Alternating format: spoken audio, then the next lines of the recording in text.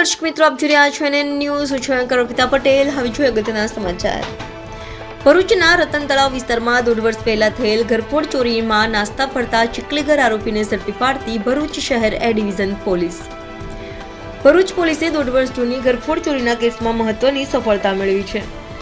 ભરૂચ શહેર એ division PI વીયુ ગડરિયાના માર્ગદર્શન હેઠળ પોલીસે વડોદરાના સાજગંજ વિસ્તારમાંથી આરોપી અમરસિંહ ઉર્ફે ફાફિયા ઉર્ફે લખનસિંહ લોહરસિંહ બાવરીને ઝડપી પાડ્યો છે. આરોપીની પૂછપરછમાં ચોંકાવનારી વિગતો સામે આવી છે. તેણે કબૂલ્યું કે ચોરી કરેલા સોનાના દાગીના તેના સહ આરોપી કર્નલસિંહ ઉર્ફે પીલુસિંહ મારફતે ભરૂચના લલ્લુભાઈ ચકલા વિસ્તારમાં આવેલી એક સોનીની દુકાને ગીરવે મૂક્યા હતા. પોલીસે સોનીને બોલાવીને પૂછપરછ કરતા જાણવા મળ્યું કે લાંબા સમય સુધી કોઈ દાગીના છોડાવવા ન આવતા તેણે તે ઓગાળી નાખ્યા હતા.